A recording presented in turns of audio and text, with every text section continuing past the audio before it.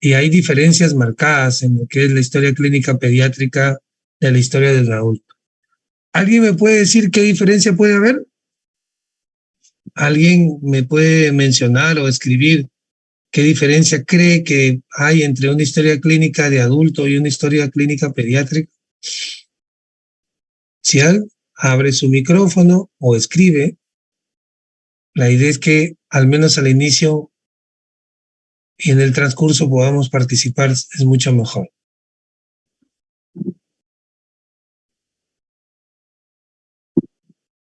A ver. Mariano dice que el principal informante es el padre o madre, ¿no? No es el paciente. El informante puede ser el apoderado, que a veces es el padre, a veces es la madre, a veces es la cuidadora, la abuelita, pueden ser varios, pero es una anamnesis indirecta. Alguien nos cuenta su historia. Miriam dice, en la historia clínica pediátrica se tienen en cuenta antecedentes de la madre y las condiciones del nacimiento. Bueno, en la de adulto también, ¿eh? También se deberían de colocar las historias del nacimiento, pero en este caso, como el antecedente está muy reciente, es un poco más florido, ¿no? El antecedente prenatal. Muy bien, gracias Miriam, gracias Mariano. ¿Alguien más que tenga otro nombre distinto con M? ¿Alguien más que se atreva a participar?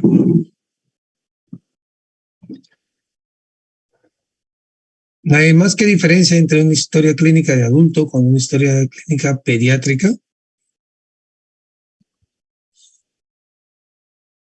No tengan problemas si también su nombre es con M, María Alejandra. No sé.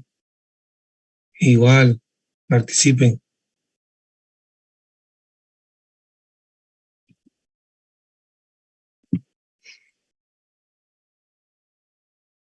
¿Nadie es más?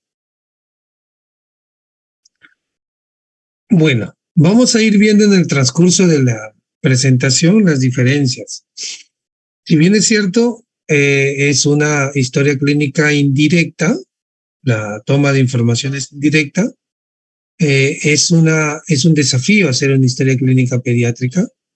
Sinceramente es un gran desafío y eso va a depender de la acuiciosidad que tengamos como médicos para poder hacer la historia clínica pediátrica. Necesita mucha, pero mucho acuiciosidad y necesita extrema observación, cuidado.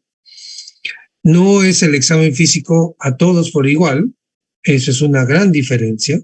Es distinto el examen físico que vas a hacer a un niño mayor de 1 mes o de 1 o 2 meses a un niño que sea lactante, preescolar, a un adolescente.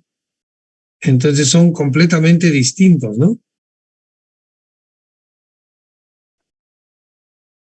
Un ratito.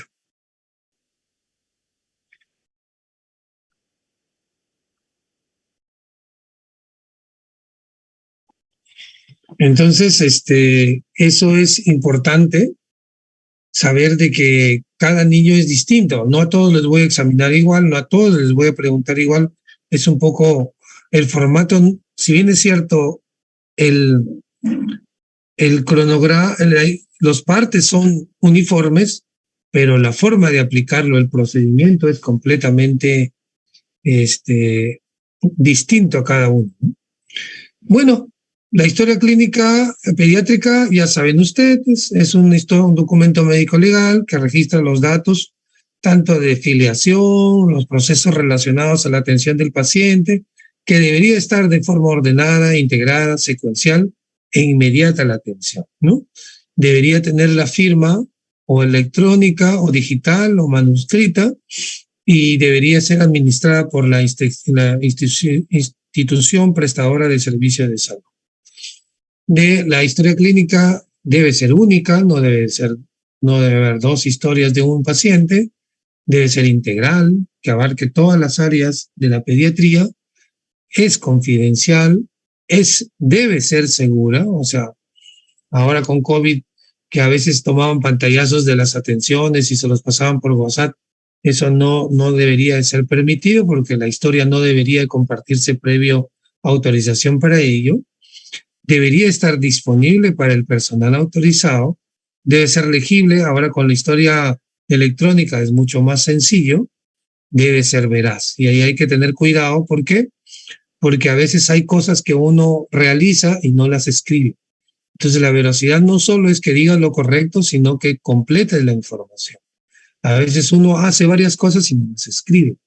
Y necesitamos que refleje la historia todo lo que se ha hecho con el paciente y debe de intentar ser completa para que pueda abarcar toda la información que el paciente requiere. La utilidad de la historia clínica va desde evaluar la calidad del trabajo hasta que sirve para un proceso de enseñanza-aprendizaje, para evaluar las historias y ver si es que en auditoría tienen una calidad adecuada, si es que esto permite también realizar trabajos de investigación y también tiene implicancias médico-legales. Las historias clínicas no todas fueron registradas como ahora, pero ha habido registros de las historias clínicas desde la antigüedad. Ya recién en el siglo XII se comienza a tener un formato estructurado de la historia en Reino Unido, en St. Bartholomew Hospital, y ya recién en el siglo XX se comienza a dar un formato uniforme para que la mayoría de hospitales, como el Mary's y el Presbyterian Hospital, comiencen a implementar. Y recién es en 1969 que Lawrence Witt estipula no solo el formato de historia clínica, sino el formato de evolución, que lo conocemos ahora como SOAP, ¿no? Subjetivo, objetivo, apreciación y plan. La clave aquí es la entrevista, ¿no? Y yo tengo que tener cierta habilidad para la entrevista. Y aquí que es importantísimo el tema que ustedes aprendan a hacer preguntas, aprendan a sacar información y aprendan a ganarse la confianza del informante. Hay que establecer un clima de empatía. Dicen que la clave, lo vamos a ver de aquí, es saber escuchar. Y la capacidad de escuchar no solo es prestar atención con los oídos, sino es saber escuchar y mirar todo el contexto del niño. Dice que uno aprende a diagnosticar a un niño desde que entra. Lo va viendo, lo va escuchando, va sintiendo cómo está y va sintiendo a la familia. O sea, escuchar sus emociones, la forma como el paciente está dando la información y está muy nervioso para ver si es veraz o no, o si es que está en duda de algo, ¿no? Hay que observar con mucha atención, hay que tratar de sintonizar el estilo de comunicación y captar su contenido, y hay que adecuarnos a su lenguaje. Nosotros sabemos y decimos cámaras diarreicas, pero el paciente no sabe qué es cámara diarreica. Él quiere que le digan cuántas deposiciones o cuántas caquitas hizo su niño, ¿no? Hay que adecuarnos a su lenguaje y darle libertad para que pueda expresar adecuadamente o digamos con sus propias palabras lo que el paciente quiere darnos a entender. El primer acto hay una guía bien interesante sobre cómo ser un buen entrevistador que inicia diciendo el primer acto es abrirse y darle apertura dando la mano. Ahora es más difícil por el tema del COVID, pero ya estamos reaperturando nuestras atenciones y la mayoría sí ya damos la mano, pero la idea es mostrar afecto. No, quizás no puedes dar la mano, pero puedes asentar con la cabeza y saludar correctamente. Eso debe ser nuestro primer acto. No puede ser alguien viene y dice, dígame, ¿qué tiene? ¿Qué pasa? No, el saludo no se debe perder. Es más, es una parte del afecto que uno tiene y el respeto a la persona que ingresa. Pero por más problemas que tenga y más urgencia que haya, debemos demostrarnos tranquilos en la interrogación.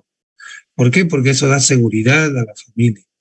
Debemos de tener la capacidad de escuchar, mostrar la capacidad de escuchar, estar atento a lo que dice, a los gestos que manifiesta, ¿no?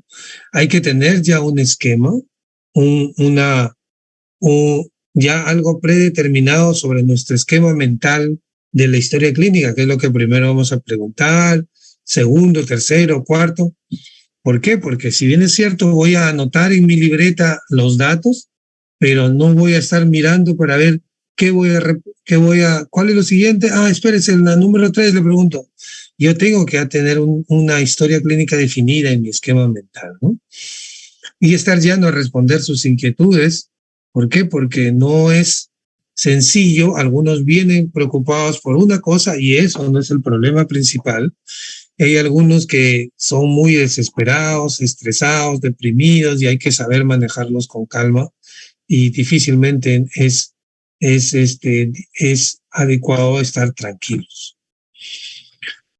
Bueno, entonces la confección de la historia clínica pediátrica tiene estos pasos: filiación, enfermedad actual, relato cronológico de los síntomas, funciones biológicas, semiología pediátrica, donde vamos a incluir los antecedentes fisiológicos, patológicos, familiares y generales, y el examen físico general y regional. ¿Por qué es importante la filiación? Es demasiado importante. Hay que tomar los datos del papá, la mamá, los niños, el lugar, domicilio, ocupación, grado de instrucción. Por ejemplo, la patología por ejemplo, ustedes que vienen de NEO, los niños que hacen más frecuentemente, por ejemplo, deshidratación hipernatrémica con fiebre y convulsiones en niños pequeñitos, son los hijos de madre y padre con buen grado de instrucción, preocupados por darle leche materna obligatorio que no quieren darle fórmula y solo leche materna, y el niño se deshidrata y entonces resulta que necesitamos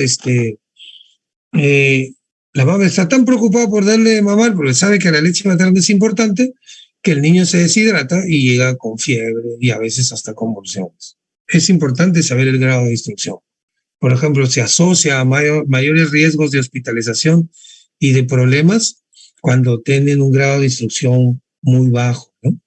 Cuando tienen un nivel sociocultural muy bajo, llegan mayormente complicados. Si yo no tengo que confiarme, no lo puedo dar de alta rápido. Pero también el lugar donde nace. Por ejemplo, la zona de aquí, de Olmos, Motupe o la zona de Batangrande se asocian a niños con dengue que vienen con fiebre. Entonces yo sospecho por el lugar y es importante los datos. Es importante la ocupación, porque si la mamá o el papá que está en contacto con el niño tiene trabajos con muchos niños, o es docente o es pediatra o trabaja en salud, tiene riesgos de infecciones virales recurrentes y depende del grado de instrucción que tiene, ¿no? Entonces, ¿importa la afiliación? Sí importa. ¿Importa el tiempo de enfermedad? Demasiado. Yo tengo un niño que tiene un tiempo de enfermedad corto y una enfermedad brusca, sospecho de algo complicado. Yo tengo un niño que viene con dificultad respiratoria y no tiene síntomas premonitorios, que es rinorrea, estornudos, tos, y resulta que comienza con dificultad respiratoria sin haber hecho síntomas premonitorios, y es más, y viene bruscamente con dificultad respiratoria, lo primero que sospecho es un cuerpo extraño.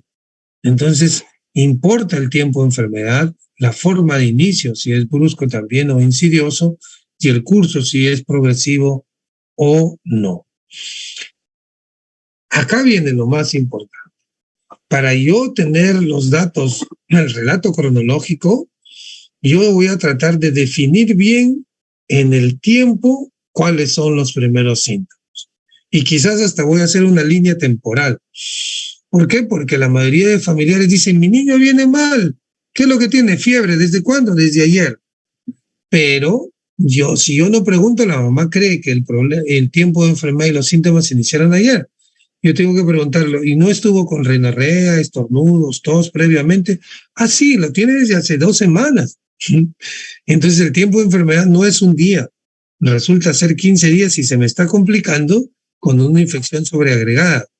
Pero entonces tengo que definir bien la línea temporal de cuándo iniciaron síntomas, qué síntoma inició, qué síntomas asociados hay, qué síntomas se van agregando, con cuál se incrementa, con cuál disminuye, toda la semiología de los síntomas tengo que preguntarle, y además a veces tengo que preguntar esta pregunta pequeñita: ¿qué es lo que más le preocupa de su niño? A veces la mami viene porque le preocupa la fiebre, cuando el problema resulta ser otro, que el niño está, por ejemplo, desnutrido severo, pero la madre tiene una preocupación y nos vamos a orientarlo a ella. Sí es importante, ¿ya? No nos determina qué vamos a decir o hacer, pero sí es importante. Hay que relatarlo en un orden cronológico, como les he dicho. Hay que tratar de identificar la línea temporal, qué síntomas tuvo antes de lo que ella dice que es su primer día de síntomas, y hay que a veces precisar, volver a repetir y volver a recapitular. Entonces digo, entonces su niño comenzó desde hace una semana, 15 días con rinorrea, estornudos, tos. Desde hace 5 días se exacerbó la tos, con movilización de secreciones, más frecuente en las noches, que le daban plétora facial y vómitos. Pero resulta que ha recibido tal medicamento, tal y tal y tal, y no mejora. Es más, se incrementan más los síntomas y desde ayer comienza a hacer fiebre de 39 cuantificada, asociada a escalofríos, con decaimiento general. Cambió. Yo le estoy repitiendo, ¿es cierto lo que le digo? ¿Algo más quiere agregar? Listo, relato cronológico. A veces ellos dicen digamos, relatos que no son síntomas. Entonces yo lo puedo poner entre comillas y debo de decirlo, lo que le dijo el amigo, el familiar, lo pongo con sus nombres, lo puedo registrar allí, si no son síntomas, ¿no? Puedo registrar que le dieron tal medicamento y que se agregó. Es importante registrar dentro del relato cronológico. ¿Alguna pregunta hasta aquí? ¿Nada? Está todo claro, ¿no?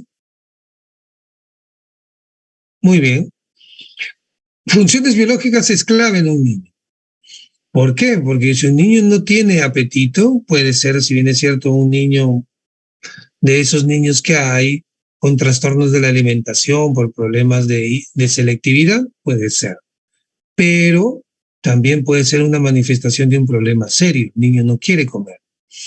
El niño tiene mucha sed cuando está deshidratado, o no lo tiene si está tranquilo, y no lo tiene si está nubilado. El niño puede estar con deposiciones líquidas, con moco, con sangre. Es importante. La frecuencia es importante si tiene un buen sueño, porque eso nos va a relatar el estado general del paciente.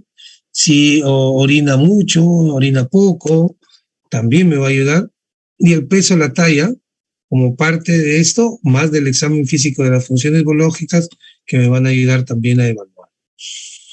Esto es en forma general. La mayoría de niños nacen entre 3 kilos 200 más menos 500. Ese es un promedio. 3,200 más menos 500. Eso es el promedio, no todos. Deberían de duplicar a los 5 meses. Deberían de triplicar al año. Y deberían cuadriplicar a los 2 años. Son preguntas de NAN. Así que es bueno que lo tengan en cuenta. En los primeros años, esta es una fórmula. Vamos a ver una fórmula más extensa. Y de 6 a 12 años, la edad por 3 más 3.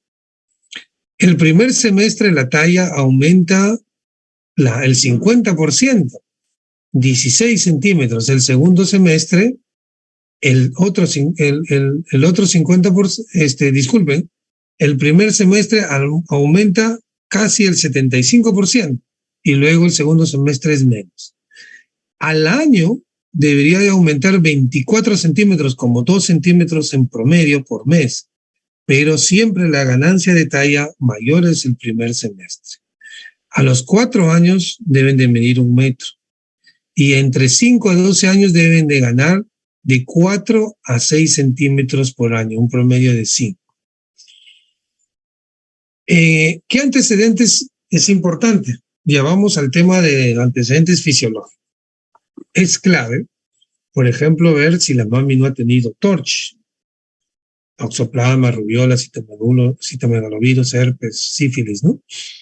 ¿Por qué? Porque eso es una de las causas de ceguera prevenible. Y si yo tengo algún riesgo de algunos niños con citomegalovirus, si los puedo tratar, pueden recuperarse, pueden tener toxoplasmosis, y si no ha sido tratada, también el niño puede tener repercusiones no solo a nivel neurológico, sino también a nivel sistémico. En otros países, a todas las madres gestantes les toman torch. Acá, solo a las de riesgo, que tienen sospecha de RCU. Entonces, es un tema serio el tema del control prenatal de riesgo, pero debería de tener seguridad de que tiene mínimo 6 controles prenatales, mínimo el grupo de sanguíneo de la mamá y del niño, en especial de la mamá, para ver si no hay riesgos de incompatibilidad, si la mamá es O negativo y el papá es O positivo. ¿Sí? Puede haber incompatibilidad de grupo, pero no es tan serio como la incompatibilidad de RH o la isoinmunización RH. Los antecedentes no solo son prenatales, también deben de ser natales. ¿Importa mucho? Sí. Por ejemplo, ahí sí necesito que participen. ¿Qué diferencia hay? Ustedes vienen de Neo, entre un niño que nace, entre un niño y una mamá que nace de parto por cesárea y un niño y una mamá que nace de parto vaginal. ¿Qué diferencias hay en la mamá y el niño? A ver. Doctor, la cesárea debería hacerse si es que hay complicaciones dentro del parto, ¿no? Pero bueno, la realidad se ve que incluso se hacen cesáreas selectivas, que no debería ser. Eso, bueno, eso para comenzar. Después, el mismo paso por por el canal del parto es necesario, pues, para que el niño fisiológicamente incluso bote un poco de líquido pulmonar, para que haya una correcta, digamos, que cierre los shunts, ¿no? En cambio, un niño por cesárea va a tener no tiene ese paso por el canal del parto y va a necesitar ayuda para poder realizar incluso su primer llanto, sus primeras respiraciones. O sea, un niño por cesárea tiene más riesgo de taquimia transitoria, ya, del recién nacido, o problemas de distrés respiratorio. ¿Qué otra más? ¿Para el niño o para la mamá?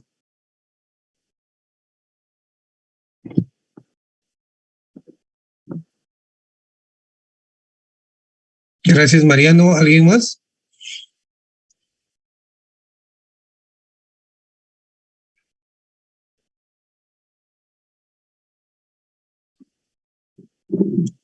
¿Nadie más quiere participar? O escriban si tienen miedo a hablar. Por parte de la mamá, digamos que en parto vaginal la recuperación es prácticamente inmediata, ¿no? El niño nace y la mamá ya pues está. Discúlpame, sigue, te escucho. Le estaba diciendo, la recuperación por parto vaginal en la madre es inmediata, ¿no? Pues el niño nace y la madre está lista pues para dar de lactar a su pequeño, ¿no? En cambio, con una madre de parto por cesárea, pues tiene que esperar un periodo para que le baje la anestesia, para ver cómo responde después de suturada, entre otros. Listo. Por ejemplo, en niños de parto por cesárea, si bien es cierto, es más frecuente ahora la cesárea que antes, y como lo decía Mariano, se está exacerbando la cantidad, el porcentaje de cesáreas que antes debería, para un correcto hospital que no debería pasar de 25%, ahora son del 75%, ¿no? Pero la mayoría de niños por cesárea tienen más riesgo de distrés respiratorio del recién nacido, tienen más riesgos de alergia a proteína de leche de vaca, tienen 5 veces más riesgos de reflujo, de cólico infantil, de estreñimiento. ¿Por qué? ¿Por qué? Porque el niño cuando nace por el canal vaginal, su boca choca la flora correcta, lactobacillus, bifidobacterias, que son propias de la de la vagina correcta, de la vagina materna. Pero en cambio, cuando el niño nace por cesárea, su boca choca gram positivos, estreptococos, estafilococos y cultivan toda una flora intestinal distinta que los predispone a más riesgos. Incluso se hablan de riesgos no solo de alergia alimentaria, sino de más de atopía. Entonces, ahora el tema de la microflora intestinal o del microbioma está dando mucho que hablar. Hay varios países que a los niños que nacen por cesárea les hacen trasplante de bioma, en este caso de flora intestinal, algunos hasta los pintan con heces para que el niño pueda adquirir la flora correcta. Altera, sí. La mamá de una parto por cesárea demora en su recuperación y la mami de una parto por vaginal es un poco, la recuperación es más rápida, pero también la incomodidad, los riesgos también son mayores, ¿no? Sí, normal. ¿Hay indicaciones necesarias? Siempre lo hay. Y entonces la cesárea está cuando hay un niño, como lo dice Miriam, un niño con podálico que tiene dificultad para nacer, ¿no? O que tiene riesgos de algo localizado, de infección en la zona, sí las hay. Pero hay una exageración de indicaciones por los riesgos y problemas médico-legales que a todos le hacen cesárea, pero hay otros riesgos que hay. Entonces, importa mucho el canal donde se decide el nacimiento. Sí, importa. Importa también si es un parto múltiple, cuánto es el peso al nacer. Ustedes ya deben de saber cuándo yo considero un niño extremadamente bajo peso al nacer. ¿Cuánto es? ¿Cuándo es? Menor a 1000 gramos. ¿Cómo? Menor a 1000 gramos. Menor a 1000. ¿Cuándo considero que es muy bajo peso al nacer? 1500. Menor a 1000 gramos. ¿Y cuándo es bajo peso al nacer? Muy bien. Ya vienen de neo, pues se sabe que vienen de neo. Entonces, tengo esos factores de riesgo, me influyen mucho. Yo tengo un niño con bajo peso al nacer, tengo riesgo de trastornos metabólicos. Ese niño me puede hacer hipoglicemia. Ese niño luego, cuando hagan los empujes de crecimiento, puede irme a los extremos, o a desnutrición o a obesidad. Ese niño tiene más riesgos de hipertensión y diabetes solo por haber nacido bajo peso al nacer, más que un niño de peso correcto. Importa eso.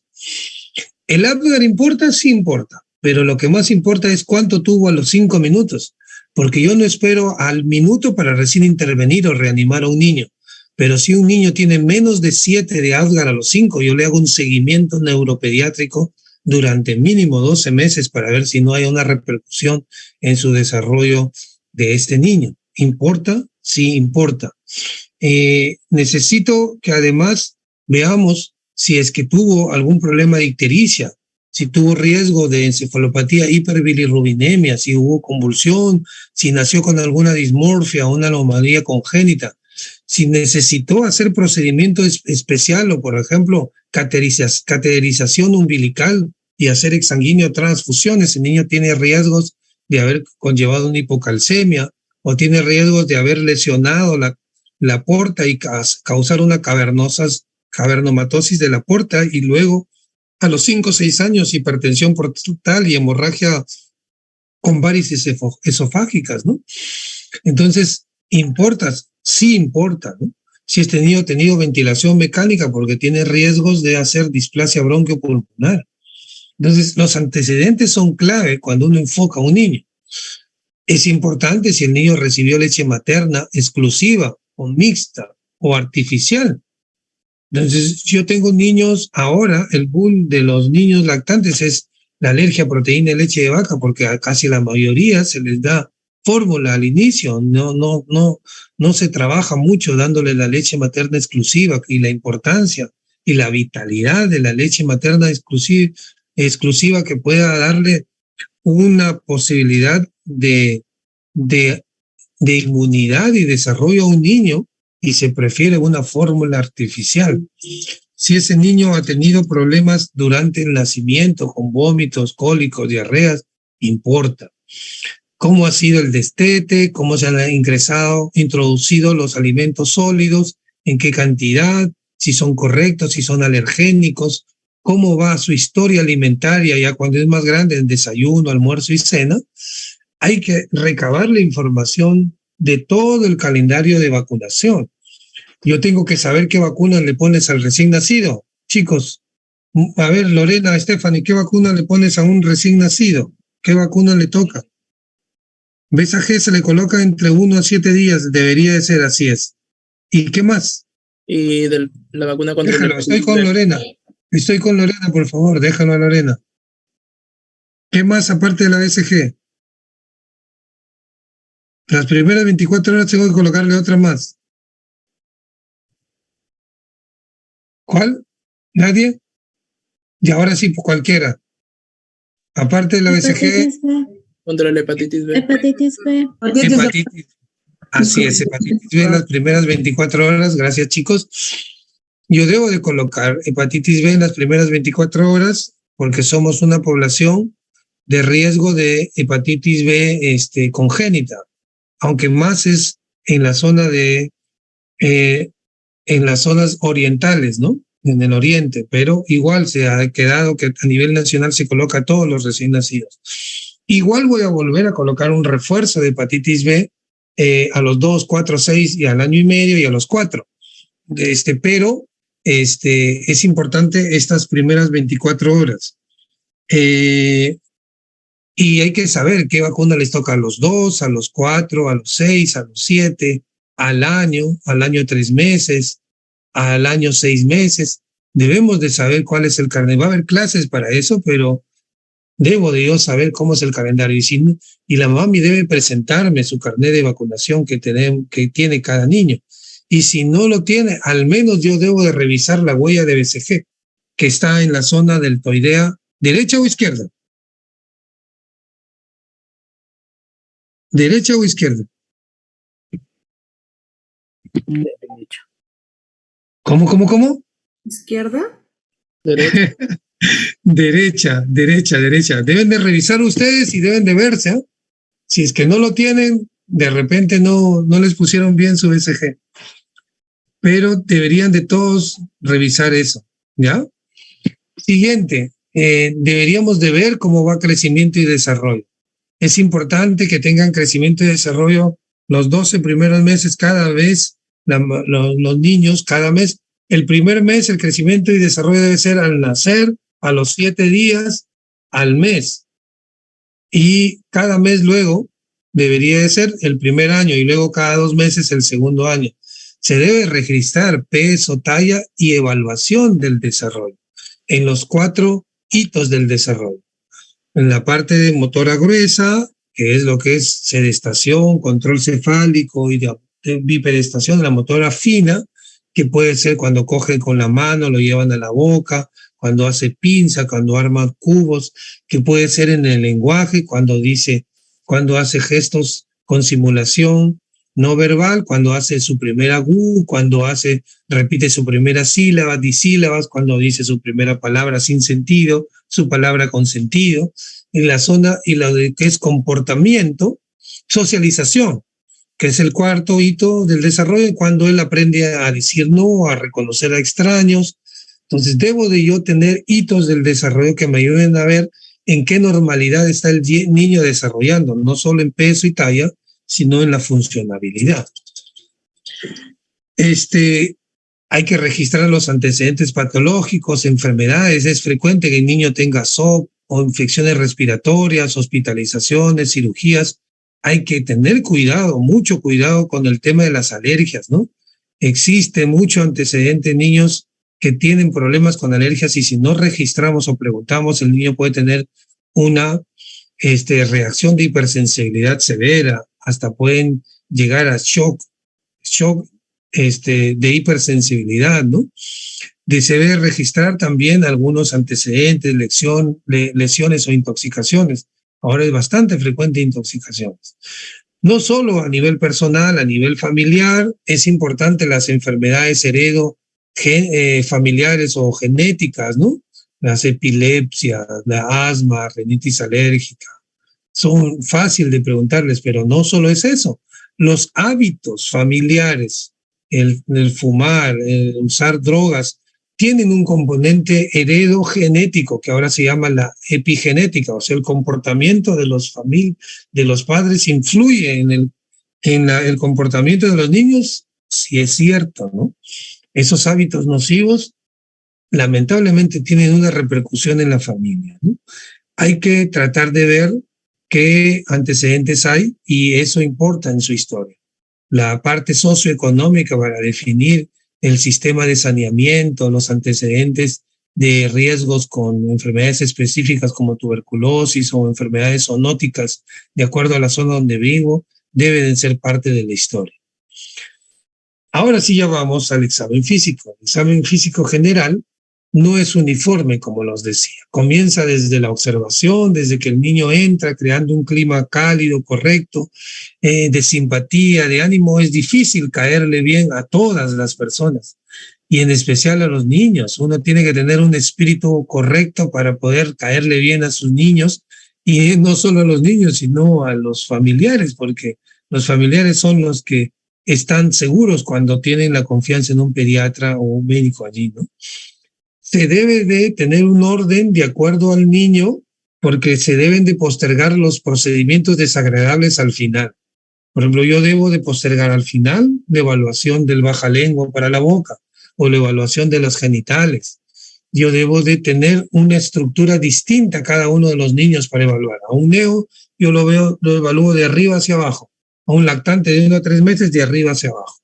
Pero después a un lactante menor de 6 ya voy viendo cómo se comporta, puede ser abrazadito a la mami, un comienzo con la cabeza, la vía respiratoria, la vía cardiológica, al final ya lo apuesto, de acuerdo, si está bien, si está tranquilo, y luego ya voy evaluando al final la cara, la boca, al final siempre, ¿no? Pero es una estructura distinta para cada niño y de acuerdo a cómo esté. Entonces se debe de examinar por completo, teniendo en cuenta que a los adolescentes tiene que haber un acompañante. ¿Por qué? Porque si no hay acompañante, ustedes pueden ser plausibles de denuncias por tocamiento, por agresión. O sea, ahora hay que tener extremo cuidado y exagerado cuidado cuando uno evalúa adolescentes. Antes venían a la emergencia adolescentes, yo venía a mi cita, venían solos. Mentira, no lo puedo atender si no viene con un familiar y si está urgente, llamo a una técnica o otro personal que me acompañe en la evaluación, porque se han visto muchos problemas y pueden estar inmersos en muchos problemas legales cuando examinan a un adolescente sin la compañía de otro adulto, en especial si hay un familiar. Lo mismo sucede cuando son niñas, ya niñas púberes, prepúberes o adolescentes, ¿no? Los signos vitales son claros. Ahora es importante ver no solo frecuencia cardíaca, frecuencia respiratoria, presión arterial, peso y talla, y ahora como signo vital también se puede colocar circunferencia cefálica y la saturación. La saturación ya es ahora un signo vital, tanto que lo usamos. En el examen general importa demasiado el aspecto general. ¿Cómo está el niño? ¿Cómo lo veo? Habían varios cuestionarios para definir aspecto general. Hay la escala de IOS en niños, en lactantes. Hay varias escalas para poder evaluar, pero ahora, en estos últimos 7 años, se ha instaurado una escala de evaluación pediátrica que se llama el Triángulo de Evaluación Pediátrica, llamado TEP. Es una forma muy sin hacer preguntas, sin acercarse, solamente mirándolo al paciente, de cómo ver el grado de estado general. Este triángulo tiene 3 aristas. Es un triángulo con color azul, verde y rojo. ¿Sí se logra ver? ¿Sí? Sí, doctor. Y entonces esto me va a hacer de una forma rápida estimar gravedad, la necesidad de actuar con rapidez, en dónde debe de ir, si debe de esperar. Esto se usa mucho en triaje, para ver si el niño espera 5 o 10 minutos o de repente tiene que ser directamente pasado a trauma shock. no establece un diagnóstico específico, pero sí ayuda a poder tomar decisión rápida en cómo se tiene que actuar con este paciente. ¿Qué yo evalúo en la apariencia? Y si con esto se quedan, el resto lo van a aprender, pero esto tienen que grabárselo bien. Yo tengo que ver cómo está el tono. Si el niño viene muy hipertónico, eso no está bien. Si el niño viene flácido, está alterado. Yo lo veo nada más. Si el niño está despierto, atento a los estímulos, o el niño está somnoliento, está alterado. O el niño está muy irritado. Si el niño está llorando y el papi lo abraza y se calma, eso está bien. Si no está irritable y llora, está alterado. Si el niño está con una mirada fija y yo intento pasarle la atención, llamarle la atención y sigue mirando, teniendo mirada fija a un lado, o está con una mirada perdida o con retro-supraversión ocular, está alterada la mirada. Si el niño tiene un llanto débil, apagado, o tiene un llanto muy agudo, está alterado. Estas 5 áreas, solo mirando o escuchándolo, debería de atender en la apariencia. En la respiración, mirando o escuchando, puedo escuchar si no hay un estridor, un ronquido o unas sibilancias audibles, son ruidos patológicos.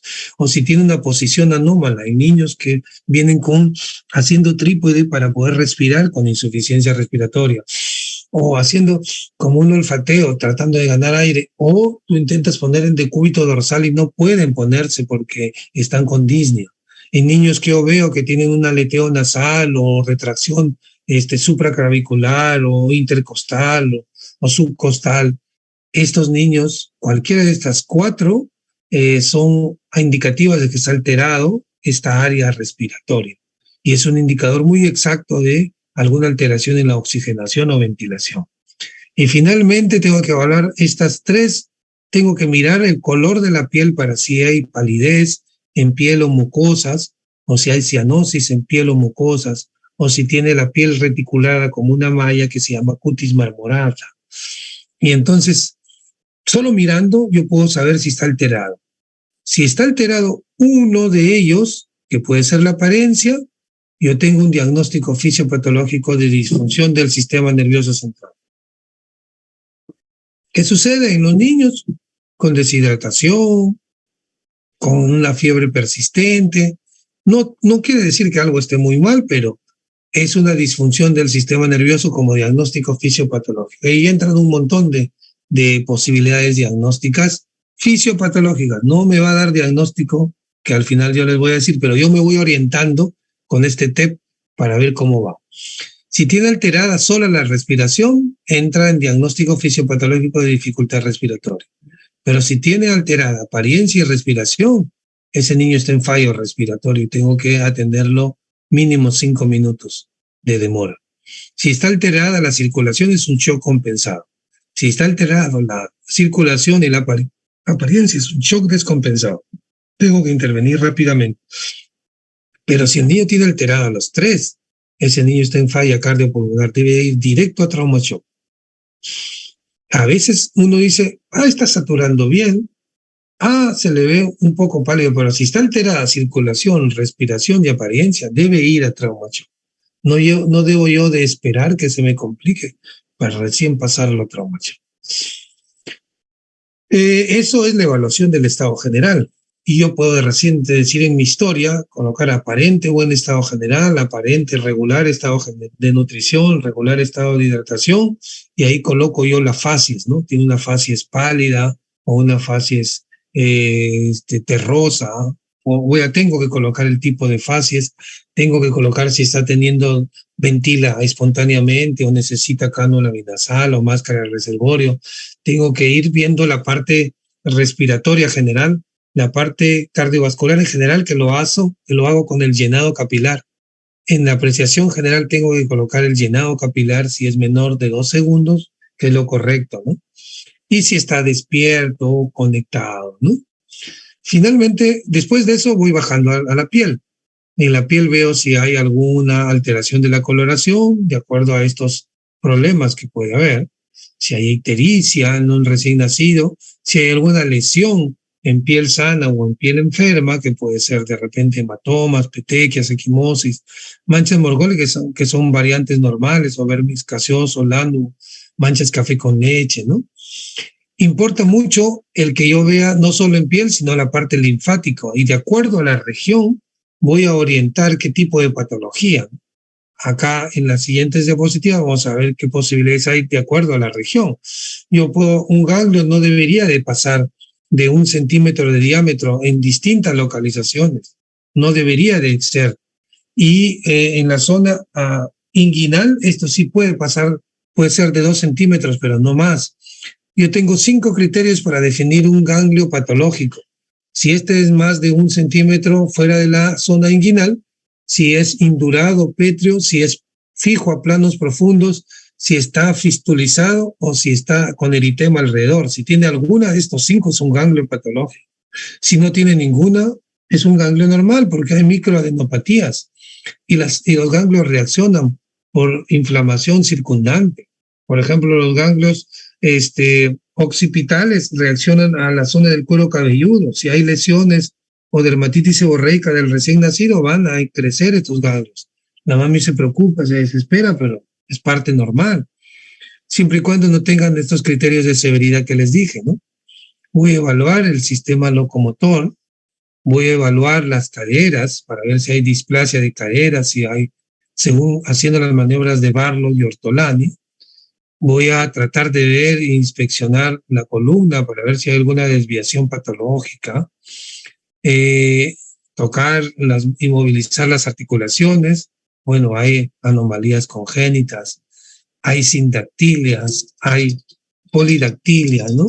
Entonces hay como especie de acortamientos, acromegalias. Un ratito, chicos. A ver, aló. Un ratito, por favor.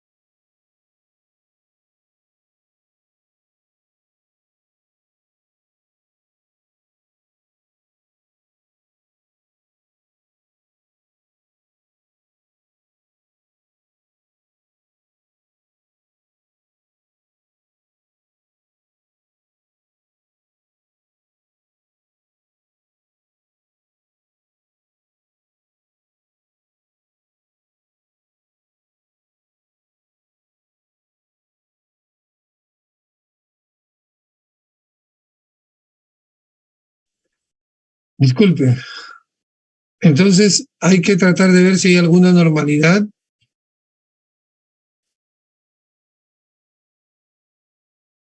Bueno, hay varios tipos, otras lesiones. Hay pie-bot, pie-sambo que se le dice. Y bueno, hay que medir también el perímetro cefálico para ver en qué percentil está, para ver si hay menos de 3 desviaciones o más de 3 es macrocefalia o microcefalia, o hay macrocefalia familiar, pero hay que medir. Normalmente el perímetro cefálico va creciendo los primeros 3 meses 2 centímetros por mes, los siguientes 3 meses 1 centímetro por mes, y del sexto al 12º 0.5 centímetros cada mes. Hay que saberlo para ir viendo cómo va el crecimiento correcto, ¿no? Las fontanelas anterior, posterior, cuándo aparecen y cuándo desaparecen, ¿no? La fontanela anterior debería de cerrarse entre los 6 a 24 meses y la posterior entre los 3 a 6 meses, siempre y cuando sean pequeñas, La posterior no debe ser muy abundante, muy grande, porque si es fontanela posterior muy grande hay que descartar hipotiroidismo o algún problema de hidrocefalia también. Entonces hay que evaluar esas fontanelas, ver la característica de los ojos. Voy a tratar de ir avanzando porque si no, no acabamos. Los oídos, la forma de evaluar los oídos también, hay que traccionar el oído hacia arriba y luego hacia abajo. Cuando es niños pequeñitos es hacia abajo, traccionar horizontal y hacia abajo, horizontal y hacia arriba cuando los niños son más grandes para tratar de rectificar el conducto auditivo externo. Hay que evaluar las fosas nasales. Hay niños, un niño, por ejemplo, menor de 3 meses que tiene atresia de Coanas no va a poder respirar, tiene insuficiencia respiratoria porque son las respiradores nasales por eminencia. Entonces yo necesito tener seguridad de que no tenga alterado allí y evaluarle con un rinoscopio cómo está la nariz. Si hay algunas lesiones, puedo estar descartando cuerpo extraño en la nariz. Los sangrados es muy frecuente, es frecuente en niños que están en crecimiento. Las rinitis con manifestaciones y rinitis alérgica con síntomas incrementados también. Hay lesiones en las encías que se asocian a gingivitis, ¿no? A abscesos, a infecciones también. La aparición de los dientes van a aparecer entre los primeros 4 a 6 meses, inician siempre los incisivos centrales superiores, luego los laterales, luego los caninos, y ahí van a ir apareciendo cada uno entre los 6, 7 y 18 meses. Luego comienzan siempre los inferiores y luego los superiores, discúlpenme, inferiores y luego superiores. El cuello, hay que ver si hay algunas lesiones, mayormente niños que nacen con tortícolis congénita o niños que tienen quistes del conducto tirogloso, que es esta lesión y que puede a veces abscedarse, niños que tienen bocio y por tanto tienen crecido la zona tiroidea, entonces niños que tienen cuello alado y que pueden descartarse en niños que tienen cromosomopatías, tienen cuello alado, o sea, yo toco los costados y se eleva más o menos unos 5 centímetros de piel a los costados y eso es cuello alado. Y niños con síndrome de Turner, por ejemplo, hay que ver la amplexación de lo que son la parte torácica y evaluar cómo va la parte torácica, viendo si hay algún ruido agregado en la inspección, viendo la simetría en la inspección, movilidad, malformaciones, en la palpación cómo va el pasaje y frémitos del murmullo vesicular, en la percusión si hay matidez o timbanismo, en la auscultación si hay buen pasaje de murmullo vesicular, crépitos, sibilancias, cantes o soplo tubárico, ¿no?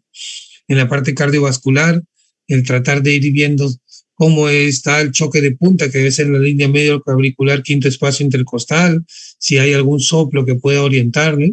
La frecuencia cardíaca normal en recién nacidos es 140 más menos 20, lactantes 120 más menos 20, preescolares 110 más menos 20, escolares 80 más menos 20, grábenselo un poquito eso. En la parte respiratoria, la frecuencia respiratoria en niños de 0 a 1 es menor de 60, de un mes a 12 meses menor de 50, de 12 meses a 24 menor de 40, de 2 años a 5 menor de 30 y mayor de 5 menor de 20. Eso ayuda a definir la normalidad de los niños, ¿eh? Puedo ver si hay soplo funcional, si hay soplos patológicos, si hay a un roce pericárdico, si los pulsos están correctos. En niños con coartación de la aorta, los pulsos pedios están débiles o ausentes, ¿no? El llenado capilar importa mucho, ¿no? Evaluar el abdomen. Esto voy mencionando en forma general porque va a haber semiología del abdomen, semiología respiratoria, cardiovascular, pero me gustaría que lo tengan en cuenta. Esto ya no voy a tratar de avanzar porque los genitales, ¿no?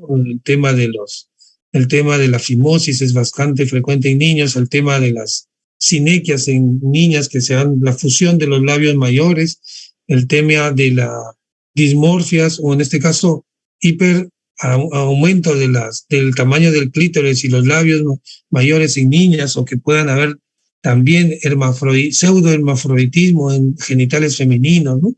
Evaluar el sistema nervioso central, el tono, los reflejos y además toda la evaluación de los pares craneales, de los músculos y descartar algún signo meningio también es parte de la evaluación. Finalmente, el diagnóstico en pediatría no solo son 2 o 3, el diagnóstico en pediatría son 5.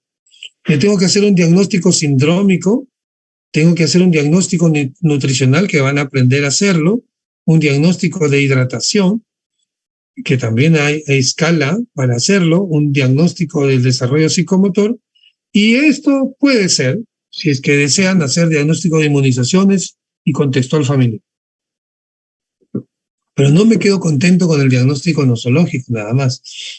Y luego la evaluación, ¿ya? Quisiera un poquito ir al tema de la semiología, que ya les he ido diciendo, pero quería un poquito reforzarlo. Es distinto en cada uno de los niños, como aquí verán, neonato, lactante, preescolar, ¿no? El neonato es de 0 a 1, el lactante menor es de 1 mes a 12 meses, lactante mayor de 12 meses a 24, el preescolar es de 3 a 5, el escolar es de 3 a 9, el adolescente de 9 a 18. Hay que examinar, teniendo en cuenta la inspección, palpación, auscultación, percusión. Hay que tratar de ver la observación, que es la clave para tratar de ver las facies, el estado general, las proporciones, los movimientos, los signos, y ver la piel, el tejido celular subcutáneo, las faneras, y cómo tratar de ver si hay alguna lesión. Entonces, el estado de la piel cuando está hidratado es una piel tersa, es una piel elástica, ¿no? El estado de la piel va a ser que yo cuando haga el signo del pie, que es jalar la piel unos 2 o 3 centímetros sobre su superficie, esta regrese rápidamente, pero cuando se detiene es un signo de pliegue, ¿no? Tratar de ver eso es importante. Hay lesiones primarias, secundarias, ¿no? En la piel, que hay que tenerlo en cuenta, ¿no? Porque pueden traducir un síndrome o una manifestación de algún otro problema, ¿no? Hay que ver si es que hay, por ejemplo, esto es típico de un niño con varicela, lesiones polimorfas, donde hay vesículas, pústulas. En muchas zonas hay lesiones tipo, en este caso, cicatrices queloideas que pueden quedar marca. Hay lesiones como este niño tiene lesiones purpúricas, que tiene también zonas con equimosis y lesiones equimóticas en los miembros inferiores. Casi siempre en esto se asocian síndrome de Geno-Schönlein, ¿no? Que tienen púrpura palpable, lesiones así purpúricas en miembros inferiores, ¿no?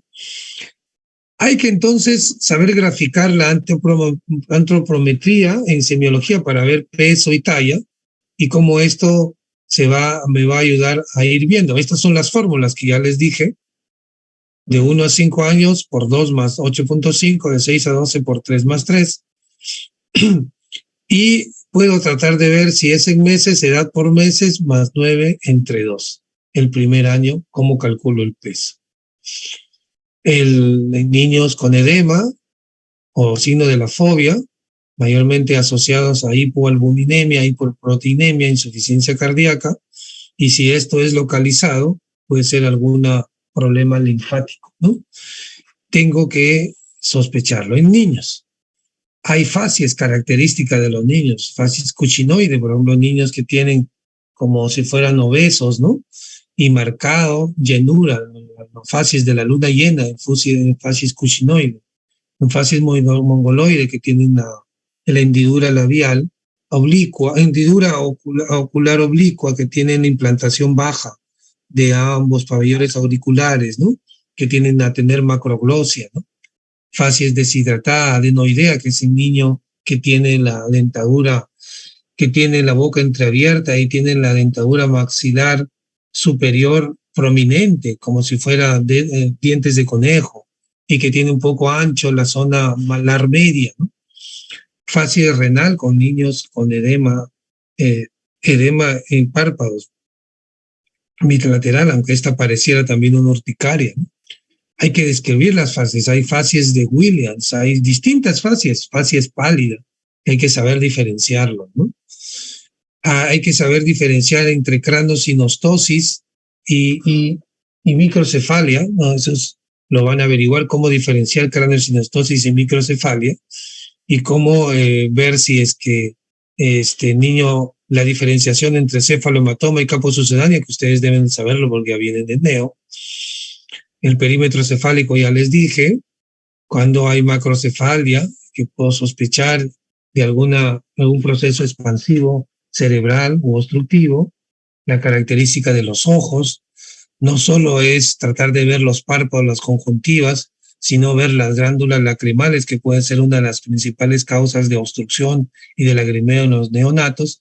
Y aquí en este caso sí es una infección, una dacrocistitis severa, ¿no? Que necesita antibiótico.